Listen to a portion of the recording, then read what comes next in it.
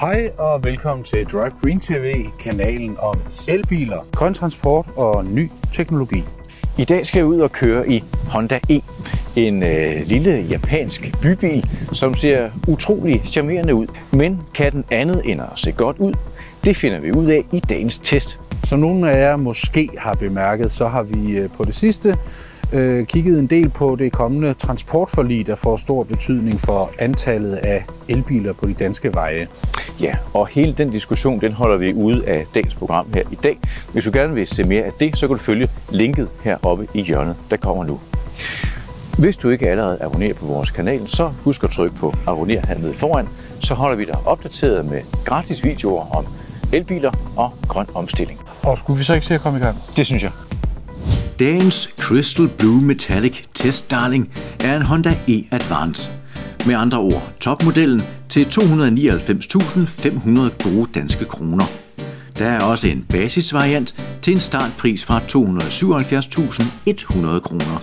Men lad os holde os til dagens pensum. Elmotoren trækker frækt nok på baghjulene, og de 154 hestekræfter er nok til at kunne levere skæg og ballade i svingene. Tophastigheden er magelige 145 km/t, og de første 100 nås på 8,3 sekunder. Batteriet rummer på papiret 35,5 kWh, men i virkeligheden er det kun 28,5 kWh, som er til rådighed for kørslen. Det giver en officiel WLTP-rækkevidde på 210 km. Men reelt går spændet fra 254 km ved bykørsel i varmt vejr ned til særdeles beherskede 120 km ved motorvejskørsel i koldt vejr. Rækkevidde er med andre ord ikke trumfen her. Privatleasing fås fra 3.600 kroner per måned med 5.000 kroner i udbetaling. Det gælder for 36 måneder og 15.000 km om året. Der er ganske få biler til salg hos enkelte forhandlere her og nu, men i filmende stund har vi hørt rygter om en hovedleverance i december 2020. Nu vel, Jakob, hvad føler du, når du ser bilens ydre? Føler du noget? Er du der overhovedet? Ja. Designeren, der er ansvarlig for eksteriøret på den her bil, han hedder Yuki Terai, og han har fået til opgave at lave en bil, der skulle vække sådan varme og venlige følelser i mausen på den, der kigger på den. Og er han så lykkedes med det? Ja, det må man sige. Det her, det er jo nærmest bilverdenens svar på en Tamagotchi. Og så er bilen jo heller ikke ret meget større, end man nærmest kan have den i lommen. Den er ganske vist 3,8 meter lang, men den er kun 1,75 bred. De her søde, runde LED-forlygter, de kigger jo næsten bedende og hundevalpsagtigt op på en. Og heroppe, hvor vi har ladeporten, jeg har næsten lyst til lige at æde den lidt her bagved. Vi har et almindeligt type 2 her, hvor du kan lade med 6,6 kW, og så har vi vores CCS-udvidelse, hvor du kan lade med op til 50 kW. Og det er nødvendigt, for det er et temmelig lille batteri, men det vender vi tilbage til. Læg mærke til fronten her, som er konveks. Den bøjer ind af. Det er sådan en lille designelement, som også går igen om bagpå. Og det her, vi har vores sensorer til det imponerende opbud af sikkerhedsudstyr, som vi vender tilbage til senere i testen her. Hvis vi går hen og ser på siden af bilen, så er den også meget glat og strømlignet. Dørhåndtagene er indfældet i bilen, som vi ser det på Tesla, og vi ser det på Jaguar og flere andre. Og så har vi altså de her sidespejle, som ikke er spejle, men kameraer, som vi blandt andet så på Audi e-tron som tilvalg. Her er det simpelthen standard. Hjulene på den her, det er 17 tommer, og det er vi, fordi vi i dag tester topmodellen, den der hedder Advance. Bagagerummet her, det er ikke nogen særlig stor oplevelse i bogstavelig forstand. 171 liter, det er hvad det kan blive til med sæderne oppe, omkring 800, hvis man lægger sæderne ned. Der er dog blevet plads til sådan en lille dobbeltbund her, hvor man har et dækreparationskit, og hvis man er virkelig god til den japanske foldekunstform origami, så kan man måske også få pakket sit ladekabel sammen, så det kan være der. Hvis man har meget mere bagage end en enkelt weekendtaske, så må man altså smide det ind på bagsædet. Og det giver måske også meget god mening. Det her er ikke en bil til lange ture for mere end 2 personer, og slet ikke til en tur i IKEA. Der er ikke mulighed for træk, og heller ikke mulighed for tagrælser, så det er altså det her, man har at gøre med. Så alt i alt synes jeg, man kan sige, at bilen i den grad er bestået på designfronten på det ydre. Men spørgsmålet er, om den er lige så lækker indvendig, Ole. Ja og nej, Jakob. Ja og nej. Fordi indendør, så er der dømt elegant, og futuristisk gadgetfest. Her er simpelthen så mange skærme, at jeg næsten ikke kan få tal på dem. Jeg er vild med gadgets og skærme, det skal guderne vide, men jeg er også vild med retroelementer, og det er derfor, jeg kan godt lide det ydre, men jeg savner retroelementer indendør. I midten der har vi 2 12,3 tommer touchscreens side om side, hvor du kan styre og monitorere alt fra navigation og telefoni, FM, DAB-radio, over klimaanlæg til Wi-Fi, hotspot og Apple CarPlay eller Android Auto, eller hvad du nu kører med. Så kan man gå i gang med at skifte rundt. Hvor vil du have diverse ting placeret? Så kan du have FM-radioen herover, ikke? Og du kan, så kan du så lade dem bytte plads, altså alt efter hvad du egentlig skal sidde og pille ved under kørslen. Du kan også ligesom på en tablet slide gennem menuerne. Hvis du bliver træt af informationsmængden, så kan du fjerne det hele og så ende ud med i det her tilfælde en japansk have. Jeg synes faktisk, at det er lige i overkanten med muligheder her, men det er jo smag og behag. Nogen vil elske det, andre som jeg vil tænke, er det her ikke en bil? Skal vi ikke et eller andet sted hen? Fordi der er jo ikke alene de her 2 12,3 tommer skærme. Vi har også en ganske almindelig traditionel skærm her i midten med de mest basale oplysninger. Så er vi oppe på 3 skærme. Så har vi her, i stedet for sidespejle, har vi skærme. 2 styks, så er vi på 5 skærme. 6. skærm sidder her. Bakspejlet er også en skærm, connected til et kamera bag på bilen. Og jeg er glad for, at det også kan være en traditionel skærm, fordi mine aldrende øjne har et eller andet med at skulle skifte fra at køre på uendelig herude, når jeg kører bil, og så til at komme herop og stille skarpt på noget, der er lidt tættere på. Det duer ikke for mig, men måske duer det for andre. Vi har selvfølgelig et multifunktionsret, og der er ovenikøbet varme i det her. Rattet er justerbart op og ned og ud og ind. Det er ikke nogen selvfølge. Vi har dejlige sæder med varme i begge førersæder. Højt justerbart, i hvert fald over i min side, ja. Midterkonsollen her med gearvælger. Det er ret nemt at vende sig til, hvor tingene sidder. Her aktiverer vi den regenerative bremsefunktion. Og her har vi driving modes, der er kun normal og sport. Et par kopholdere, og en ekstra kopholder. Med en form for læderhåndtag her, smukt. Og hernede kommer vi til noget af det morsomme, hvor gadgetfesten fortsætter. Fordi vi har ikke alene et 12-volt stik til mini-kogekedlen, eller hvad du nu har lyst til. Nej, vi har simpelthen et 230 volts stik, så du kan oplade din laptop, du kan sætte dit fjernsyn til. Og her er et HDMI-stik. De vil have, at man kan lave en lounge-stemning og lægge sine sæder ned, og så for eksempel sætte en PlayStation til eller lignende. Og for at det ikke skulle være løgn, så kommer der fra næste år en eftersigende, ufattelig velfungerende app. Den, du tilkobler den med stelnummer og så videre, og så vil du kunne låse bilen op, simpelthen ved at holde telefonen hen på B-stolpen, selvfølgelig udenfor. Og du vil kunne dele bilen med op til 5 drivers efter eget valg, som vil kunne det samme med deres telefoner. Og så kan du selvfølgelig styre og monitorere alt det sædvanlige, som appsene kan. Sikkerhedswise har den naturligvis også fået på alle tangenter. For eksempel Adaptive Cruise Control med køassistent. Lane Assistant. Vi har skiltegenkendelse med alarmer. Vi har velfungerende alarmer og sensorer for de bløde trafikanter, som vi jo nu efterhånden har lært, at vi skal passe på. Der er 4 kameraer i sving, der er sonar, og hvad har vi? Altså alt i alt masser af aktiv og passiv sikkerhed. Euro NCAP har ikke testet den endnu, men må ikke, at der bliver til de der maksimale 5 stjerner. Det forventer jeg. Ja, så vil jeg egentlig bare nævne panoramataget, som er et vindue med gardin. Det kan ikke skydes tilbage, men skidt pyt. Det er en fed feature alligevel. Hvor der er hjerterum, er der husrum. Og det er i hvert fald en god idé at huske her på bagsædet, fordi der er ved Gud ikke ret meget plads. Isofix, ja, det er der også. Du kan køre med små børn. Men jeg synes ikke, der er meget at sige om det her andet, end at det er et nødbagsæde på en måde. Det er heromme magien sker. Lad os så komme afsted. Ja, endelig er vi ude at køre. Mm.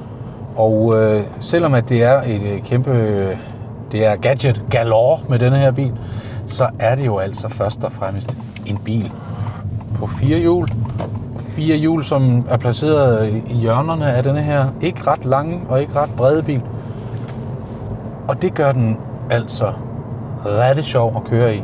Jeg vil faktisk sige, at dens største fortrin er selve køreoplevelsen, styretøjet, som er vildt direkte, og det er faktisk på højde med Mini Cooper, så det tør jeg godt, eller Mini Cooper SE, skal man huske at sige.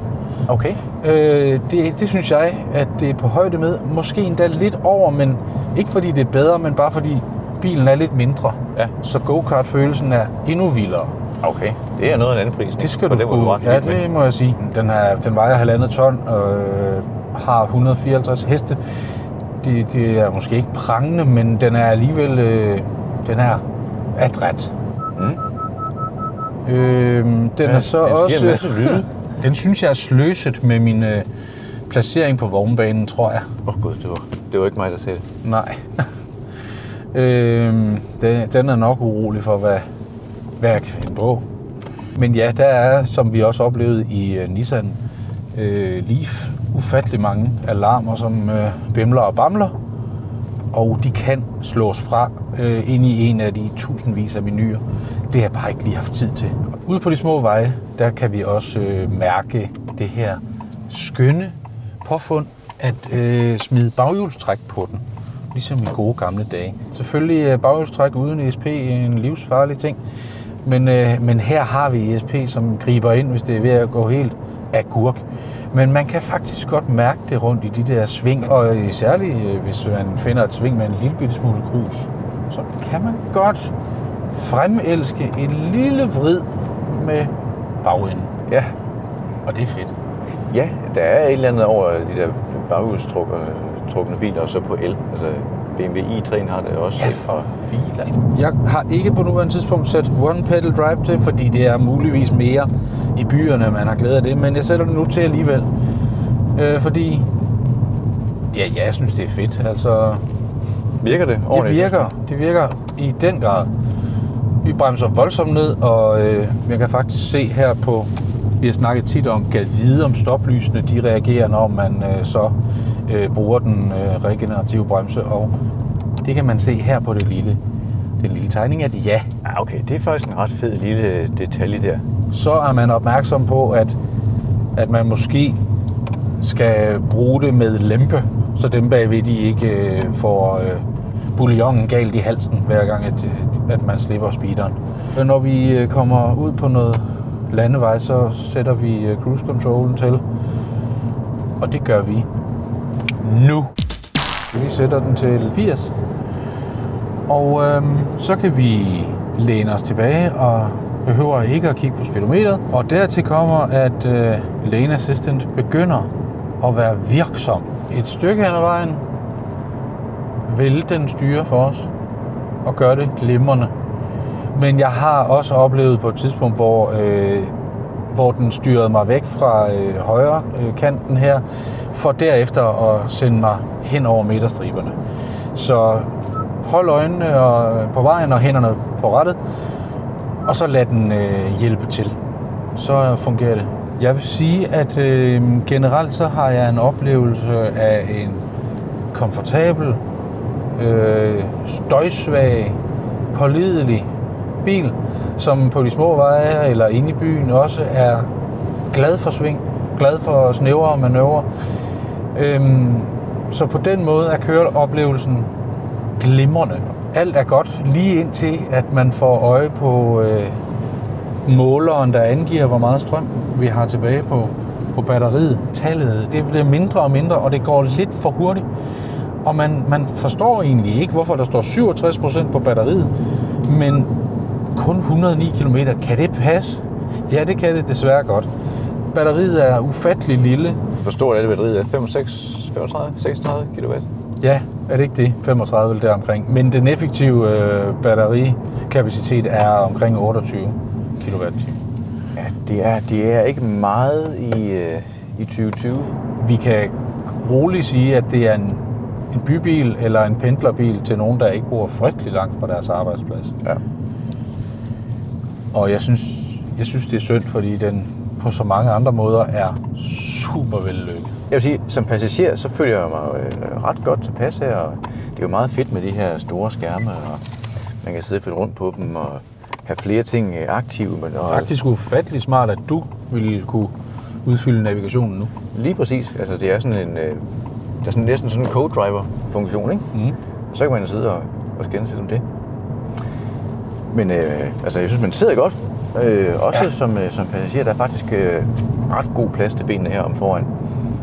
Nærmest racer sidder det, ikke? Virkelig god støtte. Det er virkelig og lækre materialer.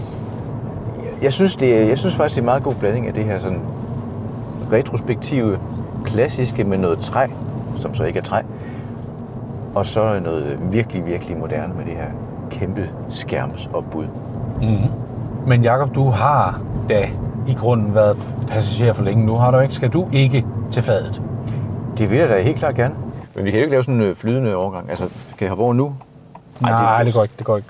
Du ikke, den er ikke svær at parkere, den der? Nej, det er den faktisk ikke. Den drejer på en tallerken. Vi smyger os rundt i trafikken. Ja da. Og nu kører vi ind i et ikke helt enormt p-hus. Lad os lige prøve at smide den ind herhen.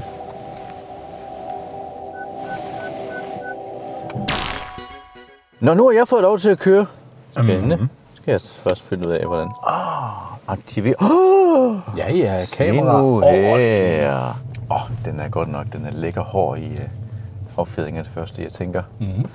Og også lige aktivere den her, du siger med one pedal drive. Ja. Det her, det er mit første tur i den her overhovedet. Mm-hmm. Og den er jo lige til at sætte sig ind i, og det er jo som at tage en sportssko på. Ja, den klæver de rigtige steder, og man føler sig virkelig godt tilpas i den. Højre eller venstre, vil du sige her? Kan vi køre den vej? Ja. Hvis vi skal nå på. Nå ja, der er jo forresten en SOS-knap heroppe, og jeg har også ladet mig fortælle, at hvis vi kører galt, så ringer den selv til en alarmcentral. Okay. Det er meget rart at vide. Så skal man forkode, så man kan også få den til at ringe efter pizza, hvis man kører galt. Hvis man kører galt. 64% siger batteriet, og 118 km. Ja. Mhm. Sjov kombi. Lad os se... 117, sagde den nu. Ja.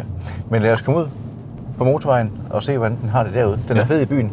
Må den er lige så fed på motorvejen? Jeg tror det, men den æder garanteret noget strøm. Vi får se. Ja, det går i hvert fald fint i forhold til at overhale. Mm. So far, so good. Det er heller ikke, fordi den larmer meget. Den er ret godt støjdæmpet. Du kan selvfølgelig høre, at du sidder i en bil. Ja, det ville også være mærkeligt, hvis man ikke kunne.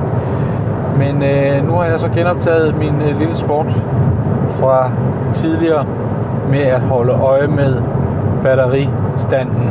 Ja, det er nok meget godt, du gør det, fordi nu er vi nede på, at den siger 90 km tilbage. Og 55% på batteriet. Og nu siger den 89. Vi bliver lige hængende lidt for at se. Ja.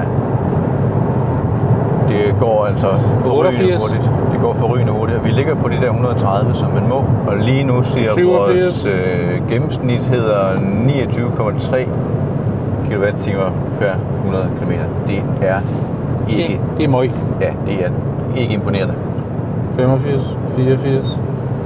Men hvis vi slukker klimaanlægget, så får vi hele 4 km mere at rute med.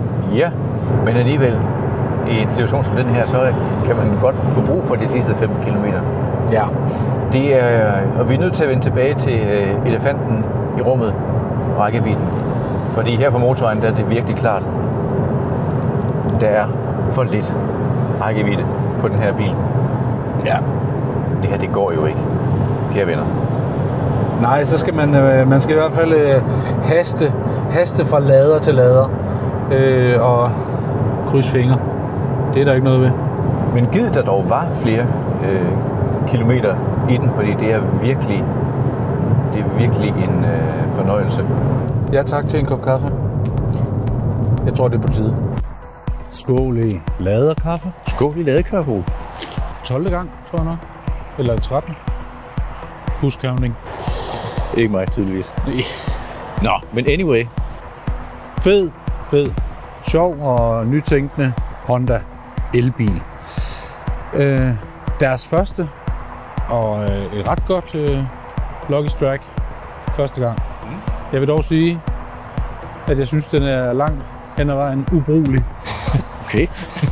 Altså som noget fra A til B køretøj. Altså jeg synes, at den batteriet er simpelthen for småt. Ej, ubrugelig er hårdt, det tror jeg måske det er, men jeg synes, den er lidt. Den har noget at slås med på de her punkter, at man simpelthen kan se, hvordan kilometerne fosser ud af det der batteri. Du ønsker, det var mere praktisk. For lille og for kort afstand. Ja. Ja, det er selvfølgelig rigtigt nok, fordi selvfølgelig er den virkelig bitte, som det hedder herovre. Og den kan heller ikke køre så langt. Men omvendt så vil jeg sige, at det her det er jo en bil, man bliver forelsket i. Altså, jeg har da næsten allerede udviklet følelser for den her bil. Jeg synes virkelig, altså designmæssigt har det simpelthen ramt noget, som går lige i hjertet på mig. Og ja, selvfølgelig skal man ikke kun købe bil med følelser, men det spiller dog også ind. Og jeg vil sige, det vil være et dybt irrationelt køb, men ja, det ville det faktisk. Alligevel. Den billigste version koster 277.000. Det er faktisk 45.000 dyrere end den billigste Mini, som har en bedre rækkevidde. På mange måder er i det hele taget mere anvendelig. Ja, der har du selvfølgelig et argument der. Men jeg vil så alligevel give dig ret, at hvis vi kigger på coolness og sådan noget, der synes jeg alligevel, den her den vinder stort. Mini er i hvert fald cool på en anden måde. Den er mainstream cool. Den her, den er sej. Den er virkelig, den er så nytænkende, ikke? Selvfølgelig, som vi også var inde på, der er nogle linjer, noget inspiration fra den gamle, eller fra den første Honda Civic, men alligevel så er den her jo helt sin egen på en anden måde, end Minien er. Altså, jeg kan virkelig godt lide den her, men jeg giver dig ret. Jeg ville virkelig ønske, at den var pustet op til 1,5 eller 2 gange den størrelse. Og så ikke mindst, at batteriet var pustet op til 3 gange den størrelse. Fordi det kan man. Selvfølgelig kan det. Enig. Men jeg er overbevist om, at den også godt kan finde et publikum, fordi den er så speciel og så særlig, altså, og så cool. Og skal vi ikke lade det være ordene, det synes jeg, omkring Honda? En skør, lækker, fed, ufornuftig bil.